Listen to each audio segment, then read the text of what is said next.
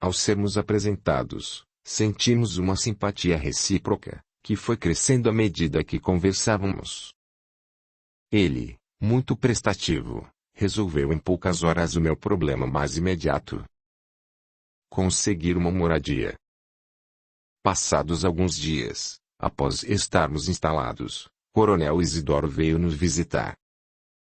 Durante a visita, contei-lhe que desejava comprar uma mineradora. Ele procurou dissuadir-me. Dizia-me que a melhor maneira de empregar dinheiro, fazendo-o render, era comprando terras. Lembro-me ainda hoje de suas sábias palavras. As minas, Gregório, são fontes esgotáveis. Chegará o dia que não mais produzirão. Ao passo que a Mãe Terra nunca nos deixa órfãos. De seu seio tiramos o alimento, que se transforma em fontes inesgotáveis de riquezas. Essas palavras, Pedro, vieram contribuir para que tomasse a decisão, que viria alguns dias após, ao receber o convite para acompanhá-lo até a fazenda. Nesse dia, lá fomos nós de charrete. Eu estava ansioso. Finalmente iria conhecer o meu engenho. Ao chegarmos na entrada da propriedade, um escravo veio correndo abrir a porteira. Fiquei admirado ao ver o algodoal. Assemelhava-se a um imenso tapete de plumas brancas com o qual a mãe natureza cobria o solo. Ao perceber a minha curiosidade, convidou-me para ver de perto a colheita. Foi então que conheci seu filho Antônio. Ele era completamente diferente do pai. Olhou-me como se olhasse a um inimigo. Neste ponto da narrativa, Gregório faz uma pequena pausa, procurando na mente a sequência dos fatos. Falando a seguir. Pedro, não vou me deter para falar de Antônio, visto que o conheceste muito bem. Em seguida, continua a narração.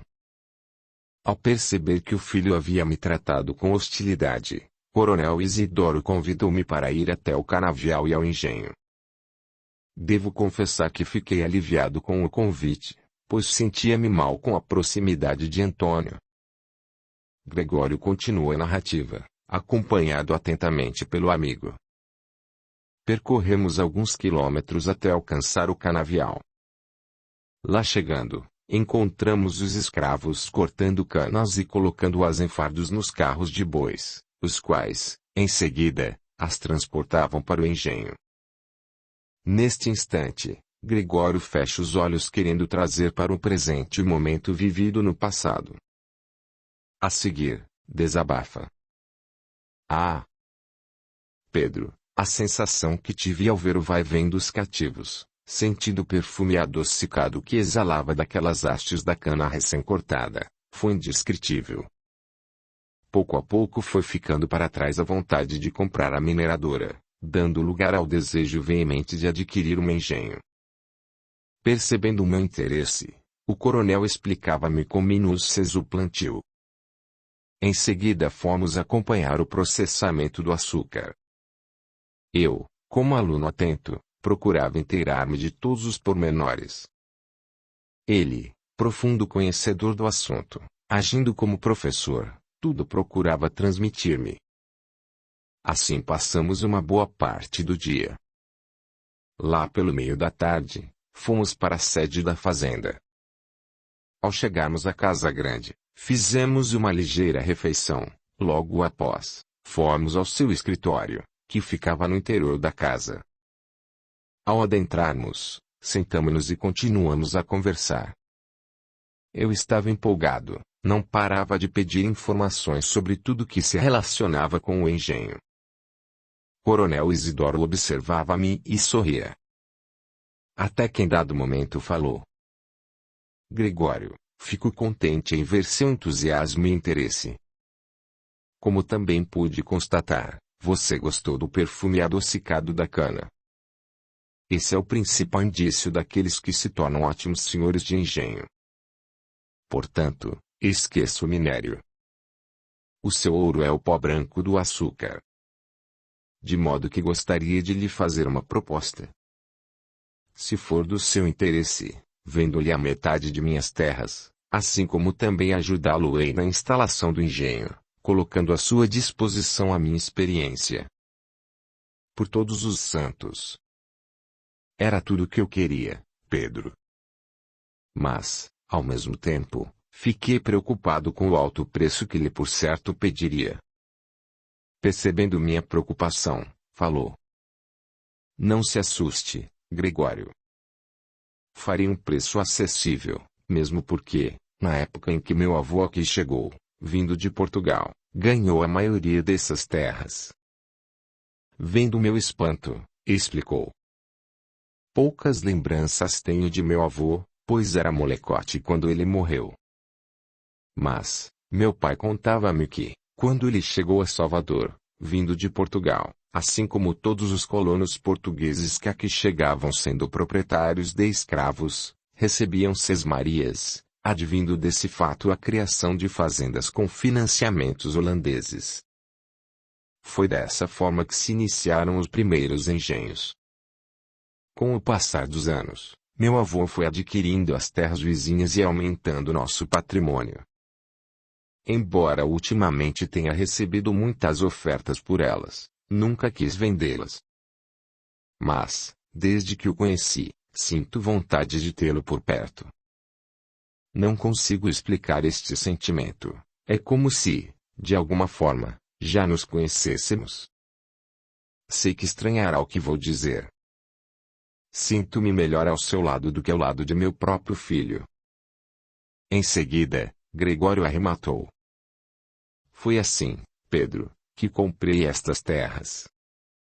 Coronel Isidoro cumpriu o prometido. Ajudou-me na instalação do engenho e preparou-me como um pai prepara o filho para tomar as rédeas de sua vida. Por tudo isso, nunca respondi às ameaças de Antônio e agora de Januário. E se um dia houver um confronto entre nós, prefiro tombar morto do que causar a morte do neto daquele que foi um pai para mim. Ao concluir a narrativa, Pedro percebe que dos olhos do coronel descem lágrimas furtivas. Ele se aproxima, bate-lhe no ombro no intuito de confortá-lo. Gregório levanta a cabeça, desabafando: Ah! Pedro, quanta saudade do coronel Isidoro! Ele foi sem dúvida um grande amigo. E agora peço que me deixe só, pois preciso tomar algumas providências. O que eles desconheciam é que em uma de suas existências pregressas, Isidoro havia sido pai de Gregório, daí advindo um sincero e forte laço de afeto, ultrapassando as barreiras do entendimento. Em O Livro dos Espíritos, na questão 204, Kardec pergunta: Uma vez que temos tido várias existências, a parentela remonta além da nossa existência atual? Os espíritos esclarecem: Não pode ser de outra forma. A sucessão das existências corporais estabelece entre os espíritos laços que remontam às existências anteriores. Daí, muitas vezes, decorrem as causas da simpatia entre vós e certos espíritos que vos parecem estranhos. Pois bem, voltemos à nossa história. Pedro sai do escritório, deixando Gregório engolfado em pensamentos. Passados alguns minutos, ele abre a gaveta da escrivaninha, pega o documento que estava redigindo antes da chegada de Januário. Lê-lhe o que está escrito com um sorriso nos lábios. Ali deixara registrada a liberdade de Benedita. Logo a seguir, pensando na ameaça que Januário lhe fizera, toma de uma folha de papel e começa a redigir um novo documento. A pena corre celere por sobre a folha num verdadeiro frenesi. Ao terminar, lê, fazendo com a cabeça um sinal de aprovação. Ele acabara de deixar sua vontade expressa naquele documento. Dividia a propriedade com Pedro, Benedita e os antigos escravos que agora eram trabalhadores assalariados. Está ciente de que, se algo grave lhe acontecer, seu filho Carlos não ficará à frente dos negócios, e Amélia, com toda certeza, voltará a Portugal. A fortuna que deixava, em espécie, proporcionaria aos dois viverem com comodidade o resto de seus dias. Guardou o documento na gaveta da escrivaninha, pensando que no dia seguinte iria a Salvador e aproveitaria para registrá-lo. Em seguida, escreveu uma carta endereçada ao filho Carlos. Ao terminar, ficou por algum tempo meditando. A visita de Januário deixara-o triste. Estava perdido em pensamentos quando alguém abre a porta. Era Benedita que vinha chamá-lo. Coronel. O almoço vai ser servido. Obrigado. Irei em seguida. Com a saída de Benedita, permaneceu ainda por alguns minutos no escritório. Queria refazer-se, a fim de que Amélia não percebesse que a visita de Januário lhe trouxera preocupações. Decorrido algum tempo, dirigiu-se à sala onde o esperavam para o almoço. Durante a refeição, Amélia pergunta a Gregório: o que ocasionou a vinda de Januário tão cedo, saindo logo depois com cara de poucos amigos? Veio fazer-me uma proposta de compra da fazenda. Frei Simão dissera-lhe que eu estaria disposto a vendê-la. Januário é como finado pai. Nunca desistiu de fazer propostas. Só espero que também não tenha vindo ameaçá-lo, exclamou. Gregório, para não responder, procurou mudar de assunto. Amanhã vou à capital fazer as compras do mês. Portanto, faça uma lista do que está faltando e entregue ao Pedro. Pretendo sair logo cedo. Está bem, logo mais irei providenciar. Fizeram o restante da refeição em silêncio.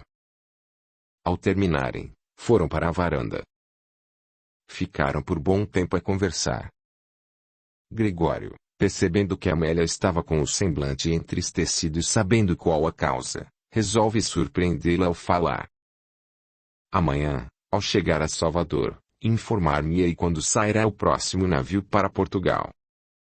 Estou pretendendo tirar umas férias antes de começar a plantação de cacau. Assim aproveitaremos para rever nosso filho e também os seus familiares. Amélia, ante a alvissareira notícia, abraça o marido deixando que as lágrimas lavassem a alma saudosa. Finalmente, Gregório concordara em deixar a fazenda aos cuidados de Pedro. É com os olhos brilhando e a voz embargada pela emoção que agradece. Obrigada, querido. Por mais esta alegria.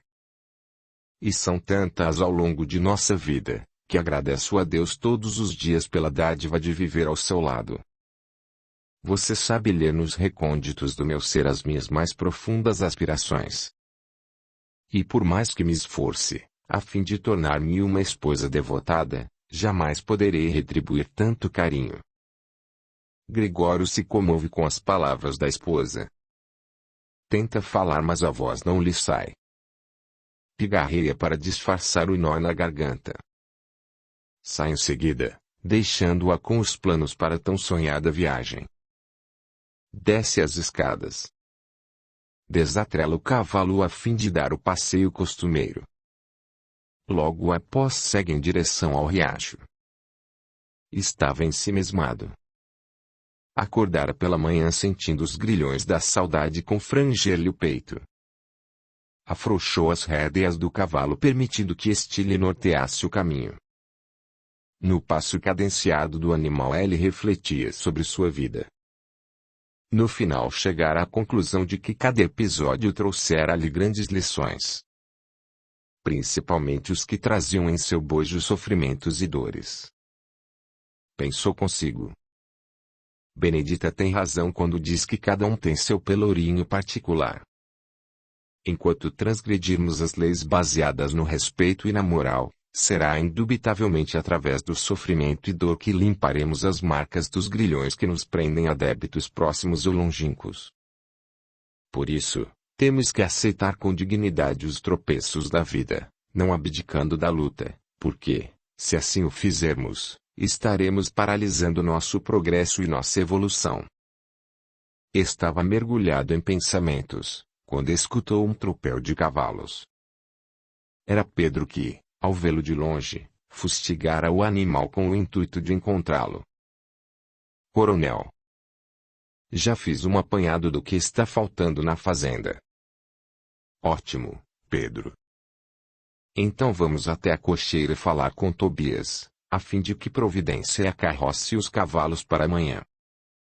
Ao chegarem, encontram-no restaurando uma das rodas da charrete. Ao vê-los, Tobias explica. Estou consertando a charrete, pois sei que amanhã é dia do patrão ir à capital. Não será necessário, diz Gregório. Prepare para amanhã 2 cavalos de sela. Enquanto eu e Pedro vamos na frente com os cavalos, seguirá você com Jeremias de carroça, logo atrás, já que haverá muitas mercadorias para trazer, pois pretendo viajar no próximo mês. Está certo, patrão. Amanhã bem cedo estará tudo pronto. Gregório sai da cocheira deixando Pedro em companhia de Tobias. Logo após, volta a cavalgar. A tarde estava agradável. A chuva que caíra pela manhã abrandara o calor deixando no ar o cheiro da terra molhada. Cavalgou por toda a tarde.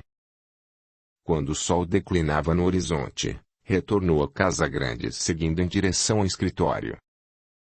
Ao chegar, abriu a gaveta da escrivaninha retirando o documento que levaria no dia seguinte a Salvador para ser registrado, assim como a alforria de Benedita, colocando-os no bolso do paletó.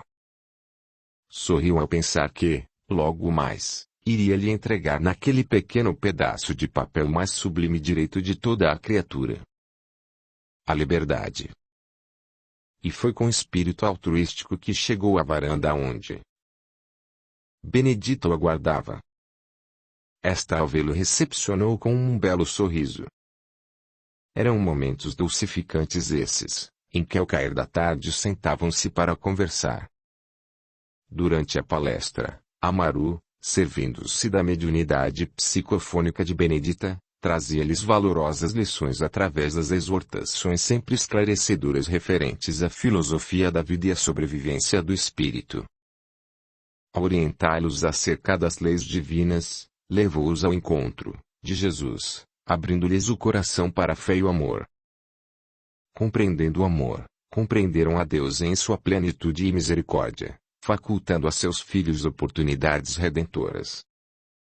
Ensinara-lhes que a morte do corpo não aniquila o espírito, porquanto ele é uma chama indestrutível percorrendo todas as veredas que constituem escolas, onde a alma vai aprendendo de degrau em degrau até escalar o ápice da perfeição.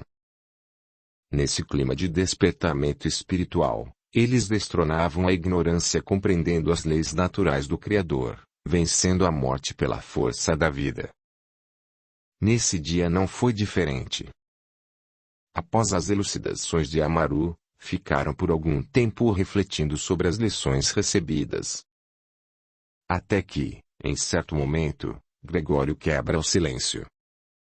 Benedita.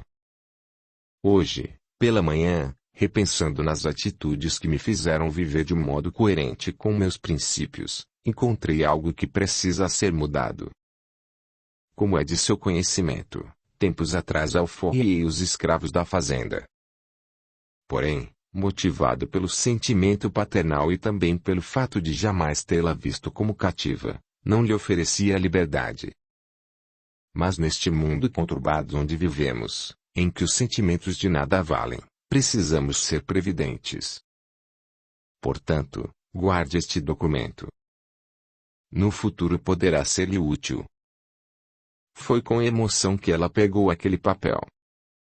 As lágrimas rolavam abundantes, as mãos tremiam, pois compreendera que chegara o momento de fazer uma terrível escolha. Desde criança, aprenderá com seu amigo invisível que cada um renasce nas condições e situações que lhes são propícias para sua reeducação. A guerra que travava consigo era imensa. Teria de decidir entre a liberdade e o cativeiro. Procurou sintonizar seu pensamento com Amaru na esperança que ele pudesse lhe auxiliar na escolha. Mas foi em vão, pois a decisão somente a ela pertencia. Teria de fazer uso da liberdade que Deus lhe outorgara. O livre-arbítrio. Porém, Benedita não estava só, Assim como também nunca estamos quando as decisões e dificuldades batem à nossa porta. Porque, junto de nós, encontram-se amigos e benfeitores espirituais que nos auxiliam, enviando vibrações de paz, rogando ao Pai Celestial que nos conceda o discernimento necessário, a fim de que continuemos nossa caminhada pela senda da evolução. Enquanto Benedita estava mergulhada em profundas reflexões, Gregório, cabisbaixo, compreendia seu silêncio. As palavras de Amaru faziam eco em seus corações. Durante anos, esse fiel amigo procurara prepará-los para as difíceis decisões, alertando-os de que a luta maior é a luta entre a carne e o espírito. Pois embora sejam dois pontos interligados de sustentação da vida, o corpo, instrumento do qual o espírito se serve como condição ao seu aprendizado, é perecível. Enquanto o espírito é a chama sempre acesa nos despertando para os valores maiores da existência como seres imortais. Por tudo isso, ele confiava que ela faria a escolha certa. Passado um lapso de tempo, ela levanta a cabeça e olha para Gregório. Ele percebe que em seus olhos não há mais vestígios de lágrimas. Seu olhar traduz uma firme decisão. Sua voz é clara ao dizer-lhe: Coronel, agradeço-lhe pelo gesto, sobretudo pelas palavras. Quanto ao afeto, ele é recíproco, visto que inúmeras vezes questionei-me querendo buscar explicação para o sentimento filial que sempre lhe dediquei. Mas, como diz o amigo Amaru, não devemos nos preocupar com respostas, porquanto elas se escondem no passado. No futuro, certamente serão respondidas. Enquanto isso, deixemos que o amor nos guie no presente, a fim de que no porvir, livres das vestes carnais, possamos nos reencontrar e desvendar todos os segredos que nos envolvem. Ah, filha, sabe as palavras. Quantos questionamentos fazemos no percurso de nossa existência? Muitas vezes culpando o destino por nossos desafetos, sofrimentos e dores, sem nos deter naquilo que a tudo explica. A reencarnação e a sobrevivência do espírito. Conforme conversavam, o semblante de Benedita se descontraía, adquirindo um ar de paz e serenidade. Seus olhos brilhavam, e a voz era firme ao explicar. Pois é refletindo sobre isto que não posso aceitar a alforria. E peço que o coronel acompanhe meu raciocínio. Ficou em silêncio buscando na mente a palavra que desse início à sua preleção. Passados alguns minutos, verbalizou. Sabemos que a escravidão não é uma condição natural de vida, porquanto causa uma série de sofrimentos, sobretudo, quando visa tirar da criatura um dos mais sublimes direitos, o da liberdade. Todavia, o fato de ter nascido cativo não me causou amarguras, como também jamais fui tolhida da liberdade que sempre usufrui no convívio com sua família. Em vista disso, seria mais simples culpar o destino ou a fatalidade por ter nascido em tal condição. Mas, como temos aprendido com nosso estimado amigo Ammon, não há fatalidade e destino, senão pela própria escolha que fazemos.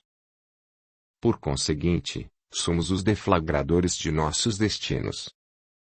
Sendo assim, ao nascer nesta condição antinatural, estou cumprindo minha programação na Terra, na certeza de que no cativeiro está minha redenção. Creio também que os anos vividos aqui na fazenda, os quais têm me proporcionado paz e tranquilidade, sejam a preparação para o que deverei enfrentar no porvir. Nesse momento Benedita faz uma pequena reflexão. Em seguida, volta a falar. E o que dizer dos conhecimentos adquiridos durante todos esses anos? Seriam apenas para nosso deleite? Ou para guardar conosco, como se fôssemos privilegiados? Sabemos que o Pai não nos privilegia, pois, se assim o fizesse, ele não seria justo. Por isso, coronel, suponho que tais conhecimentos sejam um apoio ao trabalho que deverei realizar. Sinto que estou preparada, como também sei que não estarei só, pois Amaru estará comigo. Benedita estendeu a mão, devolvendo o documento para Gregório. Ele estava emocionado, ao mesmo tempo satisfeito, porque sentira nas palavras dela a força de sua convicção. Ao pegar o papel, disse-lhe: respeito sua escolha, assim como também admiro o raciocínio claro com que você se expressou. Se Benedita e Gregório pudessem ver pelos olhos espirituais, veriam quantos espíritos ali estavam jubilosos por ouvirem as ponderações daquele espírito que aportara na terra trazendo em seu perispírito cicatrizes de um passado comprometedor. As horas passavam, a noite chegava. Enquanto isso, se inscreva, ative o sininho, e clique em todas, para receber as notificações de novos audiolivros. Deixe o seu gostei, o seu comentário, e compartilhe. O seu apoio ajuda o canal a crescer. A gratidão é o caminho da evolução. Capítulo 10. A tocaia. Na fazenda do Coronel Januário, o dia transcorrera em meio a tumultos e sofrimentos, pois, querendo descontar seu insucesso em readquirir as terras que haviam sido de seu avô, dera ordens aos feitores para castigarem os escravos ao menor deslize. Logo depois fechara-se no escritório da Casa Grande. Com o passar das horas, crescia seu ódio e revolta. Em vista disso seu psiquismo se alterava. Andava de um lado para outro procurando um meio que solucionasse os dois problemas. Conseguir as terras e vingar-se de Gregório. Com isso, fazia com que o ar ficasse saturado por energias deturpadas, porquanto sua mente, em desequilíbrio, trazia para o ambiente espíritos com o mesmo teor vibratório. E não poderia ser diferente. Uma vez que nosso pensamento é energia criadora, existem as formas pensamento, que, emitidas, se interligam com espíritos com os mesmos gostos e tendências pela lei de afinidade.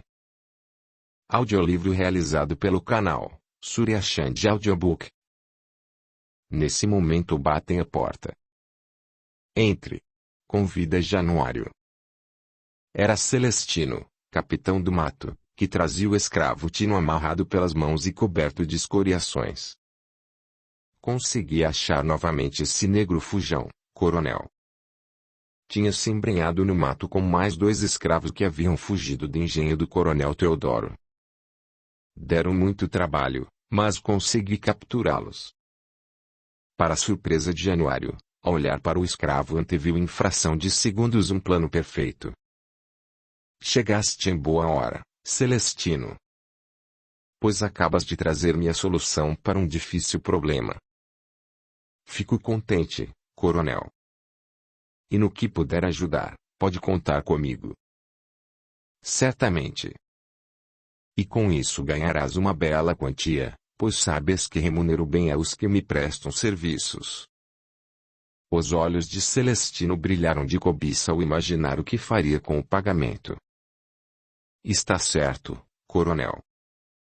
Umas moedas a mais não fazem mal a ninguém, pelo contrário, pois o que ganhamos com a captura desses negros fujões é muito pouco em vista dos dias que perdemos à procura deles. Então deixemos de conversa fiada e vamos direto ao que interessa. Leve este negro e entregue-o ao Sebastião. Diga-lhe para colocá-lo no tronco e dar-lhe 50 chibatadas. 50, coronel. Este negro, machucado como está, não aguenta nem 10. Tem razão. De todo modo, entregue-o ao Sebastião. Peça-lhe para amarrá-lo ao tronco, mas que não castigue. Depois disso, venham ter comigo. Precisamos conversar. Celestino sai levando o pobre escravo aos empurrões. Januário sorri, pensando ter encontrado a solução de seu intrincado problema. Não demorou muito para Celestino estar de volta trazendo consigo Sebastião, um dos feitores da fazenda. Januário convida-os para sentar, indo direto ao assunto. Creio que sabem da pendenga que sempre existiu entre meu pai e o coronel Gregório, a qual, após sua morte, recebi como herança de honra. Pois bem.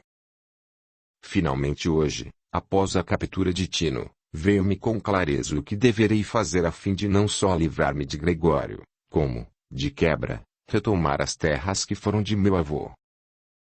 Não vejo como isso poderá ser possível. Qual a relação entre Tino e o coronel Gregório?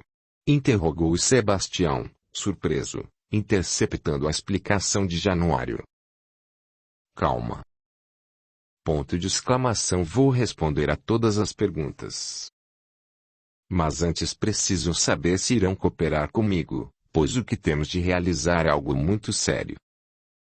Dizendo estas palavras, fez breve pausa, continuando a seguir. Antes que me respondam, preciso alertá-los que se faz necessário sigilo absoluto. Se meu intento obtiver êxito, sairemos beneficiados, caso contrário, ambos sofrerão as consequências, enquanto eu sairei incólume, pois minha palavra tem peso. Não se esqueçam de que sou um coronel. Logo depois ficou em silêncio, aguardando a resposta. Não precisou esperar muito. Logo eles anuíram com um brilho de cupidez nos olhos.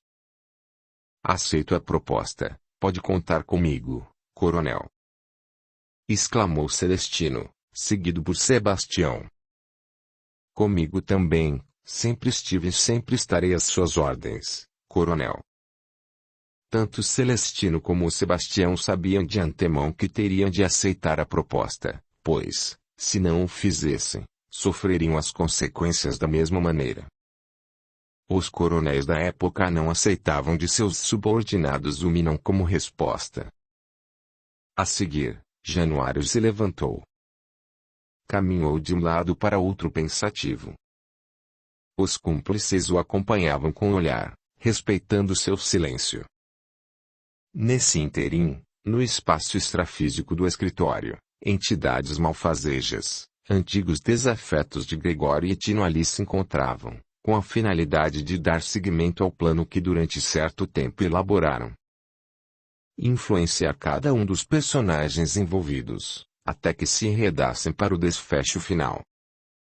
E isso só era possível pela lei de causa e efeito. Prezados leitores, nesta parte da história, peço licença para estender-me um pouco mais, a fim de explicar através das questões expostas em O Livro dos Espíritos como estes interagem em nossas vidas. No referido livro, na questão 459, Allan Kardec pergunta: os espíritos influem sobre os nossos pensamentos e as nossas ações? A esse respeito sua influência é maior do que credes, porque, frequentemente, são eles que vos dirigem. Encontramos também na questão 460 a seguinte pergunta: temos pensamentos que nos são próprios e outros que nos são sugeridos. Vossa alma é um espírito que pensa. Não ignorais que vários pensamentos vos alcançam ao mesmo tempo sobre o mesmo assunto e, frequentemente, bem contrários uns aos outros. Então, há sempre de vós e de nós é isso que vos coloca na incerteza, posto que tendes em vós duas ideias que se combatem. Ainda, no mesmo livro, a questão 461. Como distinguir os pensamentos que nos são próprios daqueles que nos são sugeridos? Quando um pensamento é sugerido, é como uma voz que vos fala. Os pensamentos próprios são em geral aqueles do primeiro momento. De resto, não há um grande interesse para vós nessa distinção, e é frequentemente útil não saberdes. O homem age mais livremente e, se ele se decide pelo bem, o faz mais voluntariamente. Se toma o mau caminho, não tem nisso senão mais responsabilidade.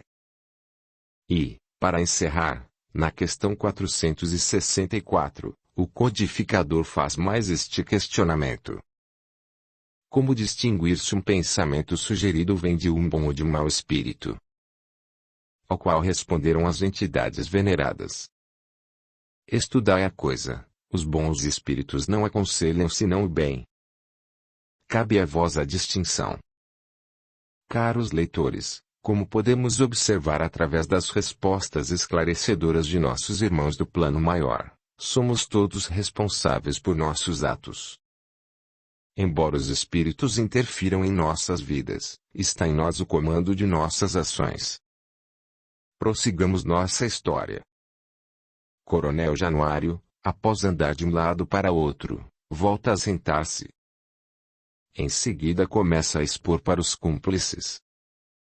Como sabem, amanhã é o dia em que os coronéis se deslocam a Salvador para as compras do mês.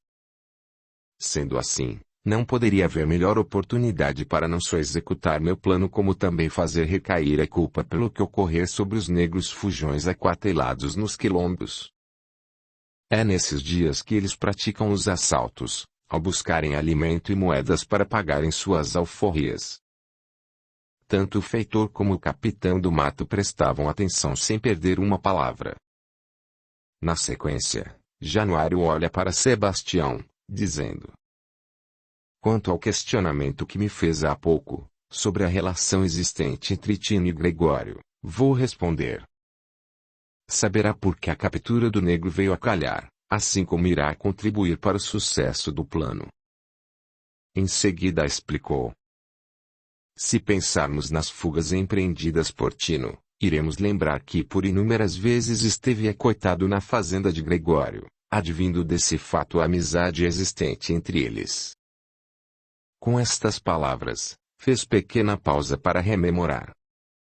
Continuou a seguir.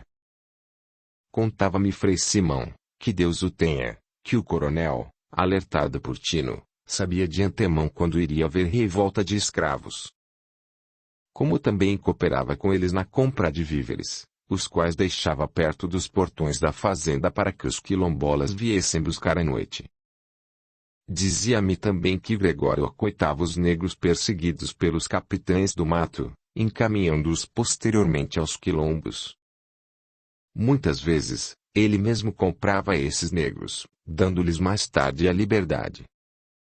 Frei Simão, que sempre foi avesso às bondades conferidas aos negros, ficava possesso. Dizia que, em vez de Gregório ajudar a igreja, seu pecúlio era gasto com os negros, que nem ao menos tinham alma. Então é por esse motivo que os coronéis nunca suportaram o coronel Gregório? Perguntou Celestino. Por esse e por outros, mas o que nos interessa é que, se algo de grave acontecer com Gregório, ou mesmo que algum coronel o encontre morto à beira da estrada, nada a farão. A culpa com certeza recairá sobre os negros assaltantes. Celestino retorquiu. Mas não podemos nos esquecer de que o coronel é bem relacionado em Salvador e com certeza irão investigar. Tudo irá depender de como iremos atocaiá-lo. Dizendo isto fez o sinal da cruz. Isso quero alertá-los de que não poderá haver o falha. Tenho tudo planejado. Seguindo minhas ordens, por mais que investiguem, não encontrarão os verdadeiros responsáveis. Sebastião, que a tudo escutava em silêncio, resolve manifestar-se. Coronel, não podemos nos esquecer de que as horas estão passando e temos pouco tempo. E melhor começarmos a agir. Tem razão. Portanto, vou explicar como iremos proceder. Nesse momento, as entidades malfazejas que estavam no ambiente se aproximam. Enviam para sua tela mental imagens, as quais ele começa a traduzir em palavras. A primeira providência que deveremos tomar é com relação ao escravo Tino. Ele será nossa principal isca. Sendo assim, vamos mandar um dos negros desamarrá-lo do tronco. Ao sentir-se livre, procurará fugir em direção ao Riacho das Pedras, local escolhido pelos negros para empreenderem suas fugas. Entretanto, Celestino estará à espreita, aguardando-o. Logo que lhe surgir, deverá dar-lhe um tiro certeiro. Porque um tiro, pelo incômodo que já nos causou, merecia morrer aos poucos, clamando por misericórdia. Para isso, nada melhor que a chibata de couro fino, exclamou Sebastião. Nada disso. Prestem atenção no que falo e não me interpelem até terminar. Vociferou rispidamente Januário. Ao receberem a reprimenda, olharam assustados para o coronel. Ficaram atônitos ao ver o quanto se modificara. O semblante estava pálido com ar aterrador. Os olhos fixos em um ponto indefinido, era como se olhasse para o nada. O tom da voz havia se alterado. Estava áspera e grave. Eles se entreolharam, não sabiam o que estava acontecendo. Em seguida, abaixaram a cabeça, aguardando que o coronel retomasse a palavra. Januário, tutelado por entidades perniciosas numa verdadeira simbiose mental, volta a expor. Depois levem o corpo até a beira da estrada. Coloquem no próximo ao olho d'água, de tal maneira que aqueles que por ali passarem venham a reconhecê-lo. Não se esqueçam também de deixar junto dele uma arma, pois assim parecerá ter havido uma tocaia. E, realmente haverá, mas seremos nós que estaremos atocaiando-os para trazê-los para junto de nós. Dizendo isto deu uma sonora gargalhada. Sem entender a última frase, mas aproveitando o momento de descontração, Celestino voltará a inquirir. Mas, por que deixar que o reconheçam? Não seria melhor que não soubessem de quem se trata? Pelo simples fato de que os coronéis, ao passarem, vendo não se tratar de escravo de sua propriedade, seguirão adiante. Ao passo que, Gregório e Pedro, ao reconhecê-lo, motivados pela amizade existente entre eles, procurarão prestar o devido socorro. Ao pararem, serão um ótimo alvo para nós, diz Januário. Não deixa de ser um plano engenhoso. Espero apenas que não haja falhas e saia tudo como desejamos. Pode ter certeza disso, exclamou com ênfase Januário. Logo depois de expor o plano, ficou em silêncio. Questionava-se mentalmente o fato de, enquanto explicava para os cúmplices como iriam proceder na preparação da tocaia, ocorrer em seu cérebro dois pensamentos paralelos. Um expunha todo o procedimento, o outro analisava, concordando com o que ouvia. O que Januário desconhecia, era o fato mediúnico, que nos faz, na linguagem popular, anjos ou demônios, conforme o nosso teor vibratório. Após um lapso de tempo, não encontrando resposta a seu questionamento íntimo, resolve esquecer o que se passara. Lembrou que as horas corriam celeiras e precisavam agir com urgência, a fim de que tudo estivesse pronto ao amanhecer. Dirigindo-se a Sebastião e Celestino, diz: creio que ficou tudo muito bem explicado. Portanto, precisamos agir, caso contrário, perderemos a oportunidade que horas se apresenta. Deixem tudo preparado. Ao amanhecer irei encontrá-los para finalmente executarmos o plano. Dito isso, os cúmplices saíram para cumprir as ordens do patrão. Na calada da noite eles preparavam a tocaia. Na fazenda do coronel Gregório todos dormiam tranquilos. A exceção ficava por conta de Benedita. Seu sono era agitado. Diversas vezes acordara sobressaltada, sentindo-se perseguida por seres que clamavam por vingança. Outras, sonhava com Gregório. Via-o envolto em brumas espessas que pareciam sufocá-lo. Procurava libertá-lo, sem contudo obter êxito. Em seguida acordava em pânico. Cansada de se agitar no leito, resolveu esperar acordado o dia amanhecer com o intuito de alertar Pedro. Pressentia que algo de grave estava para acontecer. Entretanto, como a vida tem sequência e consequência, ela acabou sendo vencida. Foi novamente transportada para a região dos sonhos, sem perceber que o dia amanhecia. Enquanto isso, Gregório era despertado pela claridade ainda tímida do sol. Acordara alegre e bem disposto. Logo após fazer a higiene matinal, chegou junto à janela. Gostava de sentir a brisa fresca da manhã tocar-lhe o rosto. Perpassando os olhos pelo céu, constatou que estava azul, sem nenhuma nuvem. Olhando mais além, viu os pássaros que voavam e revoavam em torno dos coqueiros cantando linda melodia, para homenagear a natureza que gailaneara-se tão linda naquela manhã. De repente sentiu certa nostalgia. Uma saudade dorida, anônima, visitava-lhe o coração. Suspirou, deixando o pensamento divagar no mundo da consciência. Estava, assim, nesse doce colóquio íntimo, quando sentiu um arrepio a percorrer-lhe o corpo. Fechou rapidamente a janela. Voltando-se, quedara a olhar com carinho para a esposa adormecida. Devagar acercou-se do leito. Vergou o corpo depositando um beijo em sua fronte.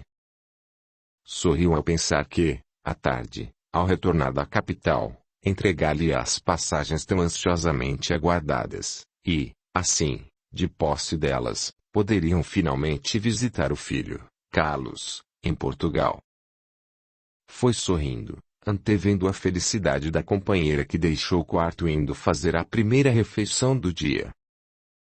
Terminado o desejum, rumou para a cocheira. Pedro, que também acordara cedo, estava à sua espera com os cavalos devidamente selados. Gregório aproveitou para lembrar a Tobias as ordens dadas no dia anterior. Simultaneamente, não muito longe dali, espíritos, inconscientes da grande função do amor, estavam reunidos com o objetivo de matar e destruir. Tino, ou melhor, Altino, o escravo corajoso e destemido, jazia morto em uma poça de sangue. Seus algozes ainda festejavam seu assassinato, crendo que, assassinando o corpo, estariam vingados. Pobres seres infelizes!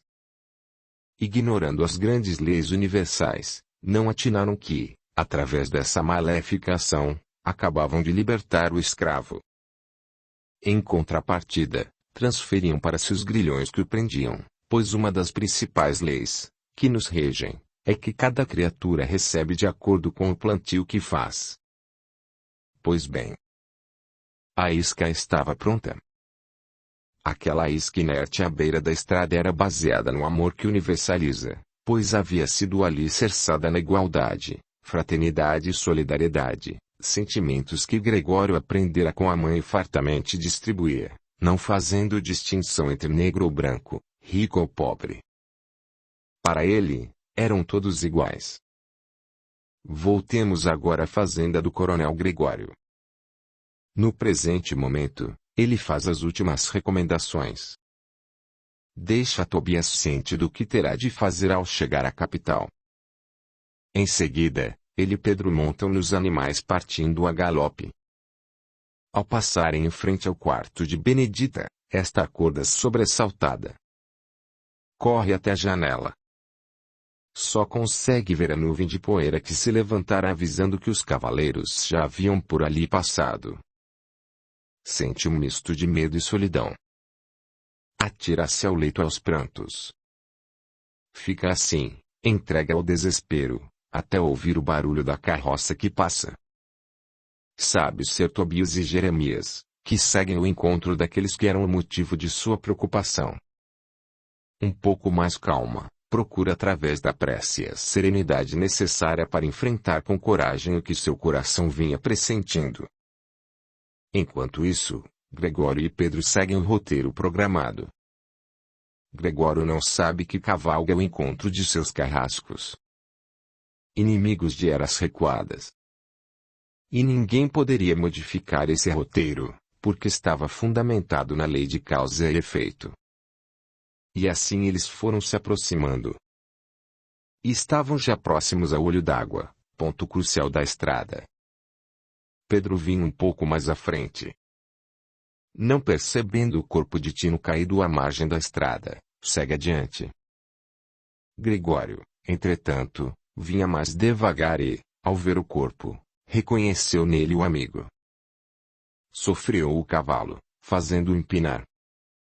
No mesmo instante, sentiu que algo o atingia, causando-lhe ardência no peito. O projétil assassino fizera seu trajeto mortal. Sentiu que caía lentamente, numa queda sem fim. Surpreendeu-se ao ver um corpo chegar ao solo, fazendo o pó da estrada levantar-se. Não sabia de quem se tratava. Ao tentar firmar os olhos, quedava-se a olhar o céu imensamente azul. Sua percepção tomara-se difícil. O silêncio era absoluto, a paz indescritível. Experimentou uma sensação de leveza. A vontade de voar pela imensidão do céu era grande. Nunca havia se sentido tão feliz e integrado na natureza. Questionou-se mentalmente. Será que estou sonhando? Será que estou morto, ou talvez morrendo? Por fim, desfaleceu. Pedro, ao escutar o estampido, olhou para trás, no exato momento em que o corpo de Gregório atingia o solo. Deu meia volta, esporeando o cavalo, na ânsia de socorrer o patrão. Mas estava na mira dos cruéis assassinos. Uma sequência de tiros cortou o silêncio daquelas paragens. Ao ser atingido, vergou o corpo, caindo do animal. Mesmo assim conseguiu ver e reconhecer os atiradores que se escondiam atrás das pedras em meio aos arbustos. Antes de desfalecer, escutou o rumor de uma carroça que se aproximava. Eram Tobias e Jeremias.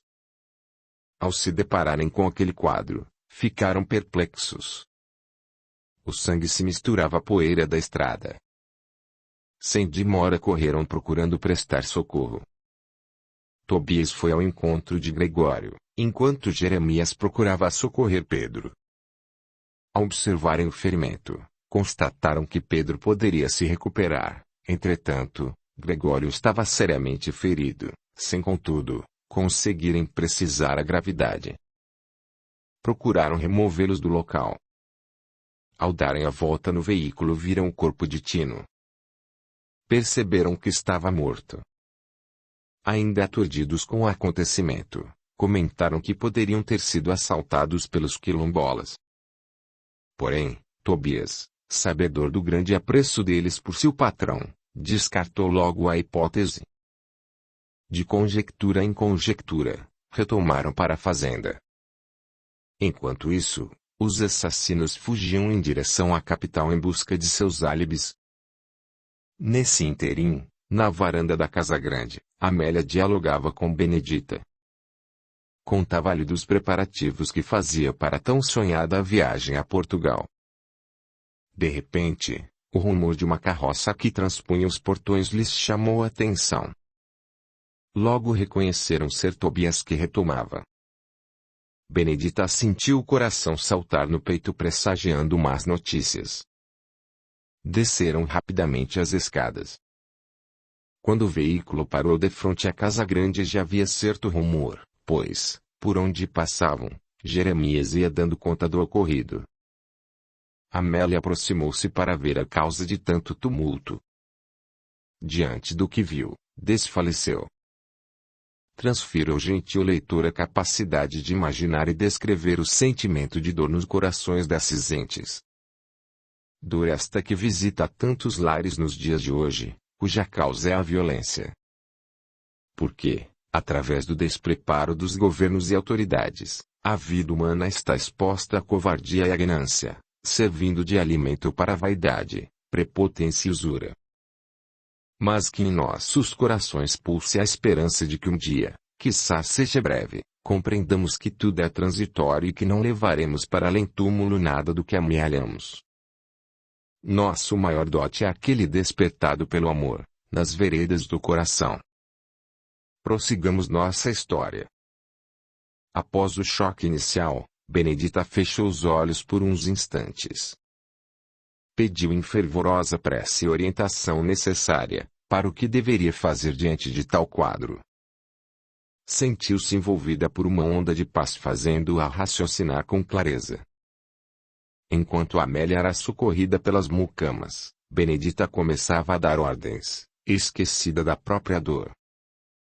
Voltando-se para os trabalhadores que ali estavam ansiosos, a fim de prestarem ajuda, pediu: levem Coronel Gregório para o quarto principal e Pedro para um dos quartos da casa.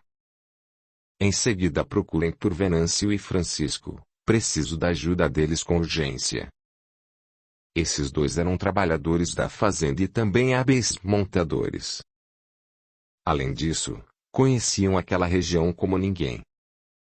Sempre que eram chamados para irem em busca de algo, ou alguém, com urgência na capital, cortavam estradas passando pelo meio do mato, a fim de chegarem o mais rápido possível e assim cumprirem a tarefa. Não demorou muito para estarem em sua presença. Aqui estamos, o que devemos fazer? Perguntaram ansiosos. Preciso que cheguem o mais rápido possível a Salvador. Peguem os cavalos de sela mais velozes da fazenda. Ao chegarem, procurem pelo Dr. Joaquim, médico e amigo pessoal do coronel. Peça-lhe para vir com urgência, devido à gravidade da situação. Pode deixar conosco. Traremos pessoalmente o doutor. E saíram apressados.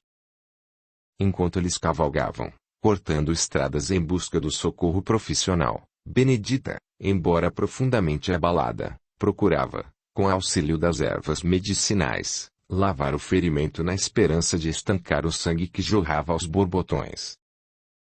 Era imprescindível que mantivesse a serenidade naquele momento.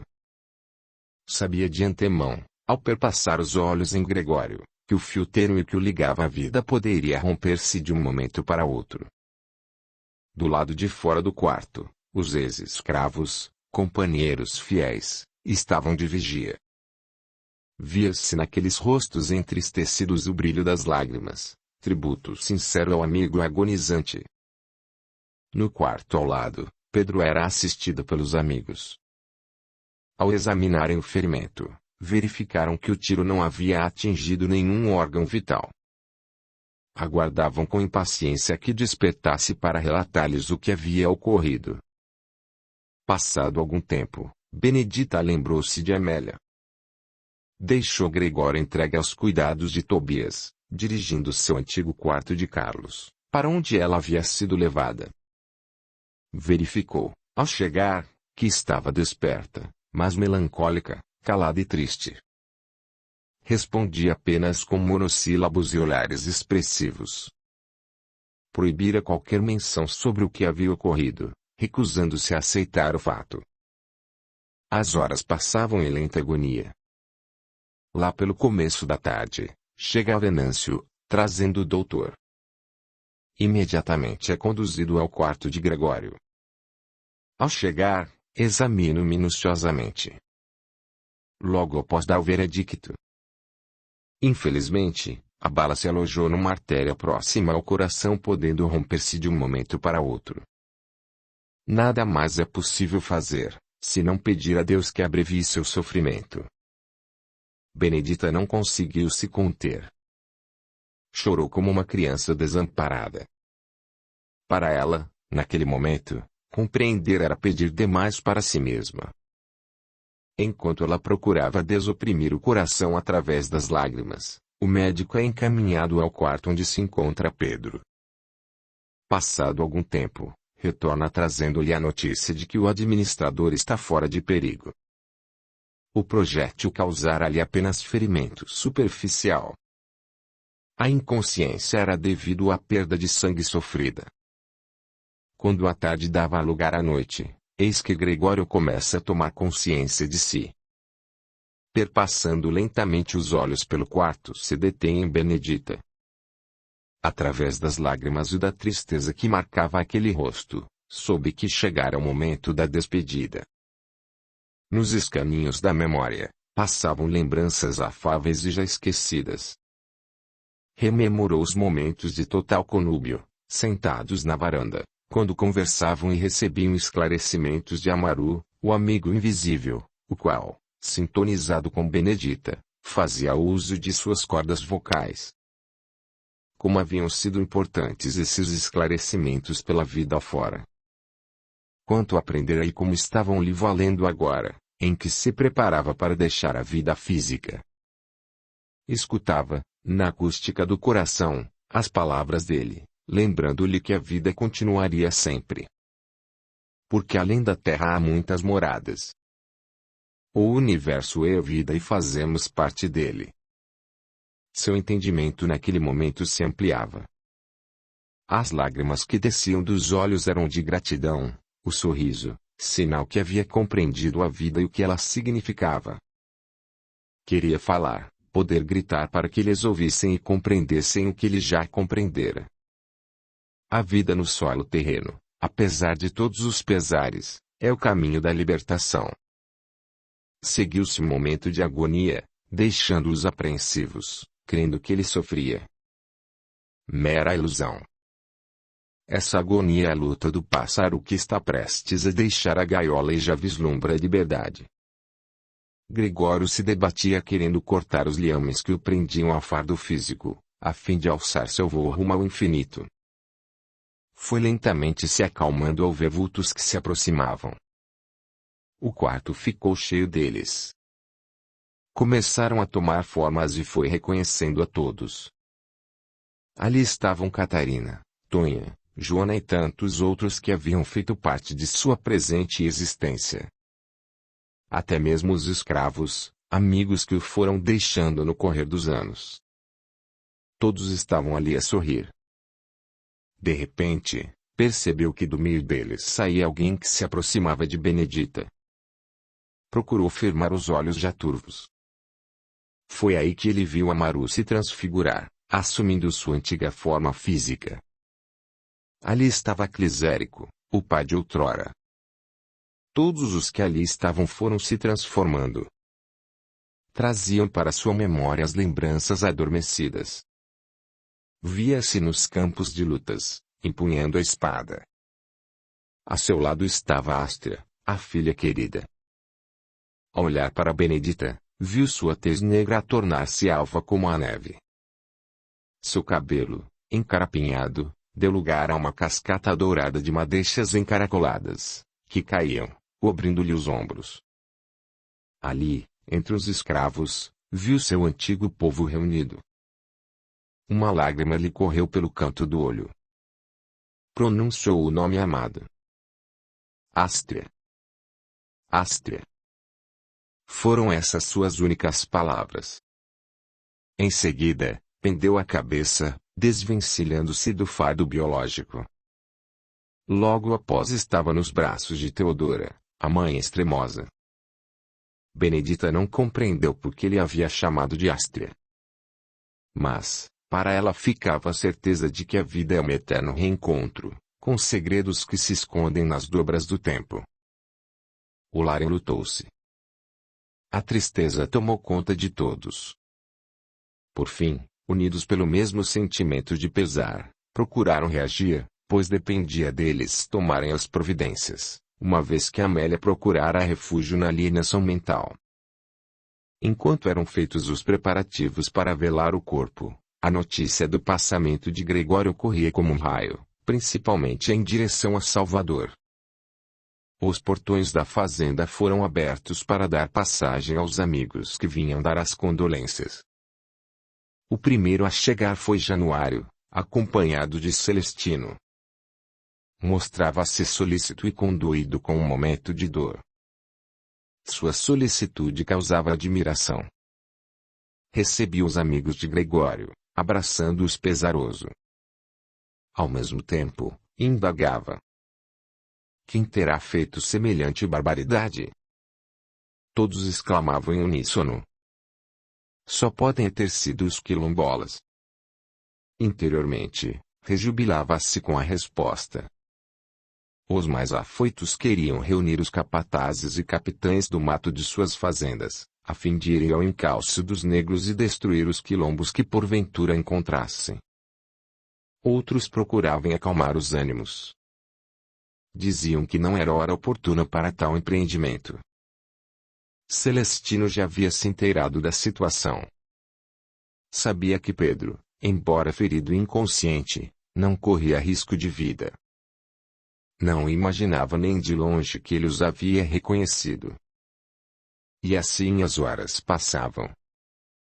A noite surge e com ela a lua, que se fizera cheia, para clarear o caminho daqueles que chegavam. No pátio, em frente às senzalas, naquela noite não se acenderam fogueiras. No canto triste e no ribombar dos atabaques, as emoções se intercalavam em uma só vibração, embalando o sono daquele que, despido das vestes carnais, retornara à pátria espiritual.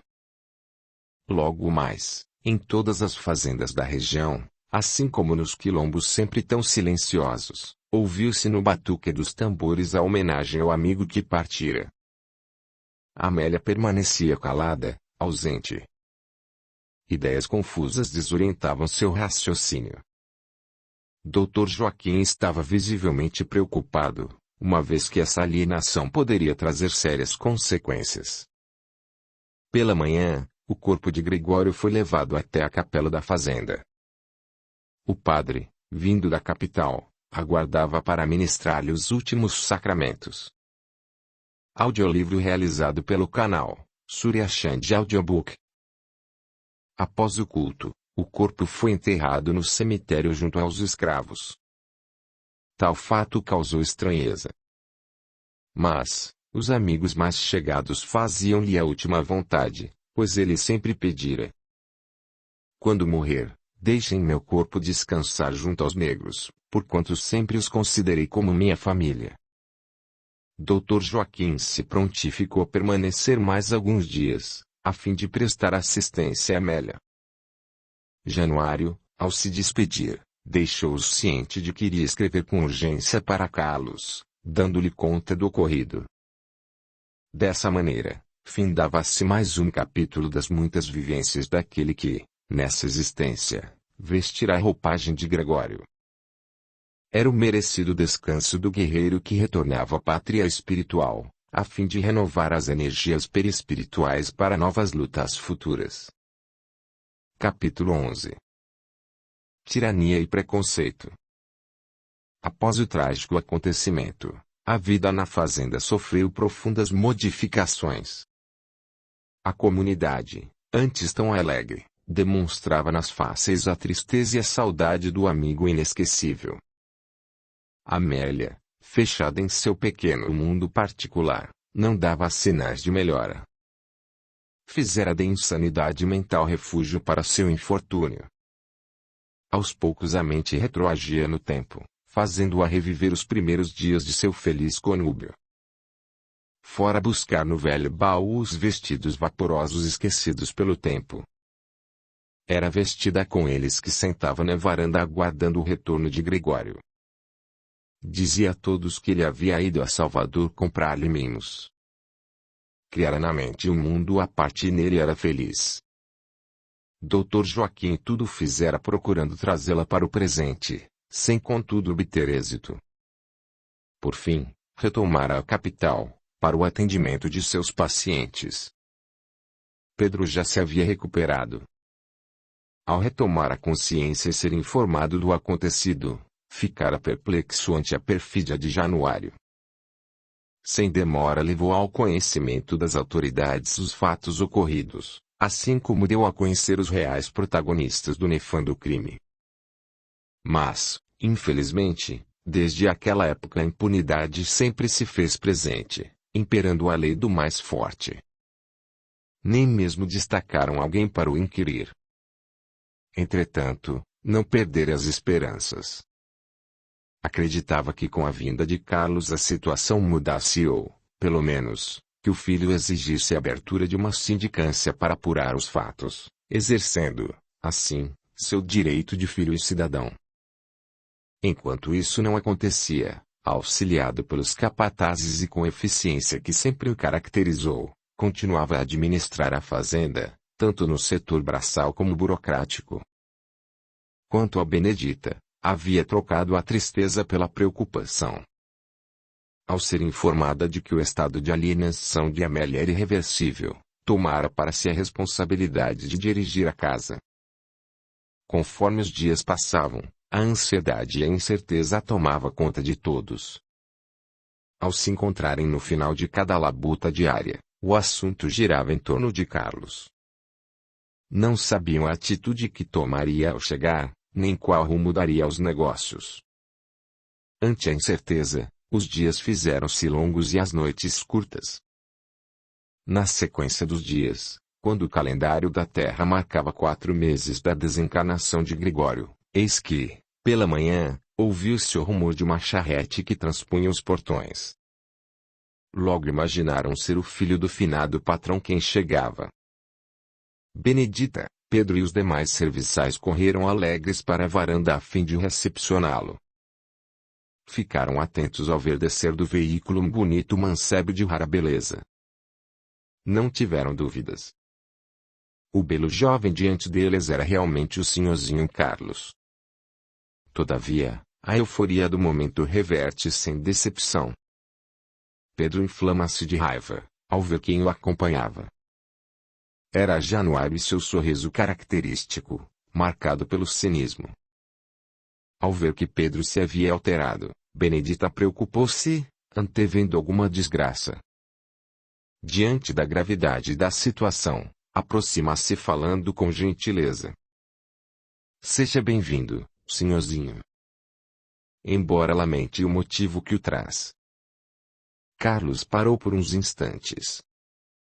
Com um olhar prepotente, perpassou os olhos por cada um dos presentes. Ali estavam os serviçais que fizeram parte de sua infância, bem como Benedita, a companheira de folguedos. Dir-se-ia que não os reconhecera, embora na mente as lembranças não estivessem mortas. O que realmente havia acontecido, era que, com o passar dos anos, cada vez mais reacendia em seu íntimo real caráter que lhe norteara os passos em existência pregressa. A beleza física e as facilidades materiais, aliadas à hipocrisia da corte, acordaram nele a alma ressequida pela vaidade e orgulho. Pois bem, Benedita aguardava que ele lhe dirigisse a palavra. Porém, seus lábios permaneciam mudos e seus olhos demonstravam frieza. Foi então que ela não se conteve. Ao querer reavivar sua memória, esclareceu. Sou Benedita, a dita, como o senhorzinho o chamava quando criança. E este é Pedro, administrador e homem de confiança de vosso finado pai. Lembra-se dele? A muito custo e a contragosto, Carlos estendeu a mão para cumprimentá-lo. Em seguida, voltando-se para Benedita, falou secamente.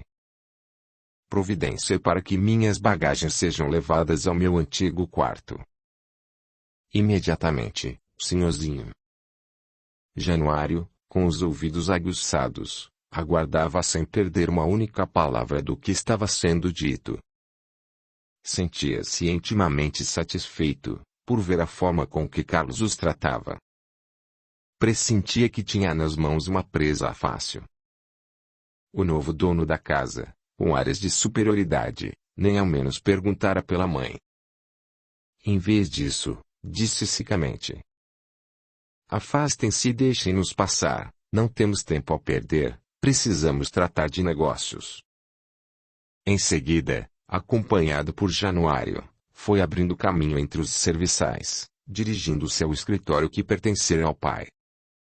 Os trabalhadores ficaram surpresos e apreensivos, com a chegada de Carlos e de seu acompanhante. Pedro, entre todos, era o mais surpreso. Não conseguia atinar como ele ficara sabendo da chegada de Carlos, pois nem sequer haviam sido informados que se encontrava em viagem. Entretanto, se estivesse no escritório, não só saberia, como teria ficado espantado com o tema em pauta.